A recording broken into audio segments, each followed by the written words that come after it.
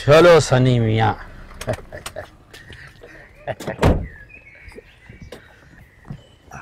आ जाओ सनी बाबा, आ जाओ।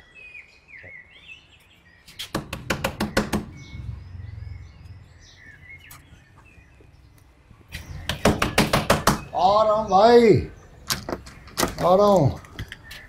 कौन है? वालेकुम अस्सलाम जाकिर मियाँ। भाई रशीदा, देखो सनी मियाँ आए हैं। आजा बेटा आजा। अस्सलाम वालेकुम शाकिर भाई। जी वालेकुम अस्सलाम। मौलवी साहब, हाय आपी और ईमान आपी कहाँ हैं? वो दोनों तो ऊपर हैं। और हाँ, आज तो सनी मियाँ के पहले पारे का खत्म है, तो फिर उसे तो वहाँ होना चाहिए। यहाँ क्या कर रहे हैं सनी मियाँ? मैं आपको लेने आया हूँ। अच्छा, मैं हाय आपी और ईमान आपी से मिलकर आया। बैठ कर बात कर।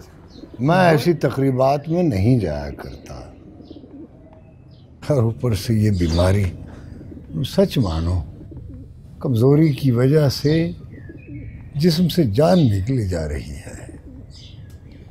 मैं आपकी मजबूरी समझता हूँ मौलवी साहब, लेकिन सनी मियाँ की मासूम ख्वाहिश से मजबूर होकर मैं आपके पास आ गया हूँ।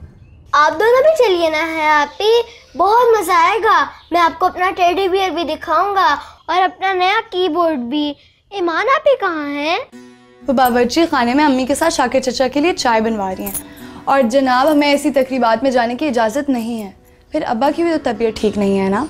और हाँ, जब आप कुरान ख़त्म कर लोगे हम सब मुबारकबाद देने आएंगे, ठीक है? ठीक है, पर तब तक तो मैं बड़ा हो जाऊंगा, फिर टेडी बियर दिखाने का खाक मजा आएगा।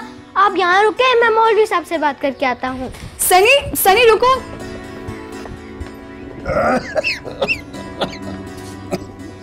शाकिर अंकल, मौलवी साहब से कहें ना कि हया आपी और ईमान आपी को साथ लेके जाने दें। मैं उनको खूब आइसक्रीम खिलाऊंगा। प्लीज प्लीज ना। लो यक न शुद्ध सह शुद्ध। यहाँ आप हजूर जाने के लिए तैयार नहीं है और वो दो मजीद मेहमानों की इजाजत लेने के लिए आ गए।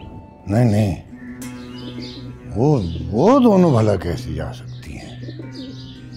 तो अच्छी तरह जानते हो कि हया और ईमान ने कभी घर से कदम नहीं रखा बगैर किसी खास वजह के।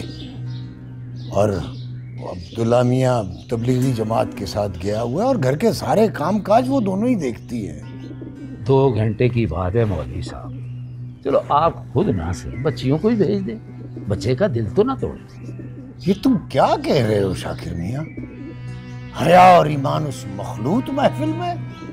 नामुमकिन, वो कभी ऐसी तकरीब में शिरकत नहीं कर सकती।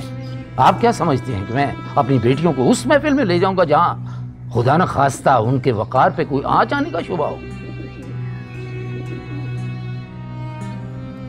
मेरी अपनी बेटी निगत भी वही है बेगम साहबा का हाथ बटाने के लिए।